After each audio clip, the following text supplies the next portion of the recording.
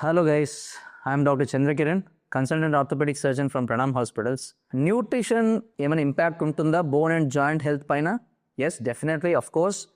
Joints అనేవి nutrition మీద పెద్దగా ఇంపాక్ట్ కనపడకపోవచ్చు అన్లెస్ జాయింట్స్లో మనకి కీళ్ళవాతం లాంటి ఉన్న వాళ్ళకి మాత్రమే కొన్ని టైప్ ఆఫ్ ఫుడ్స్ అవాయిడ్ చేయమని చెప్తాం, like potato. Whereas bone హెల్త్కి మాత్రం nutrition is very important. So bone and joint are different entities. Joint is a junction of two bones. Bone అనేది మన ఆర్కిటెక్చర్, మన స్కెలిటన్. సో బోన్కి న్యూట్రిషన్కి చాలా క్లోజ్ రిలేషన్ ఉంది. So because our nutrition gives us proper calcium, proper salts, proper vitamin D3. So ఇవన్నీ కూడా మన డైట్లో దొరుకుతాయి.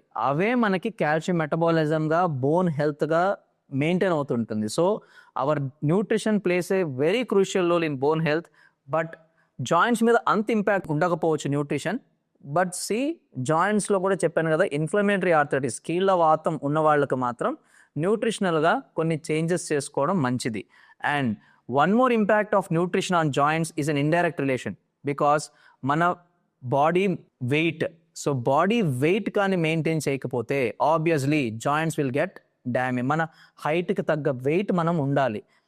In that way, nutrition plays an indirect role and a very important role in joint health. Your bones deserves better care. Help someone move pain-free. Share this reel to everyone.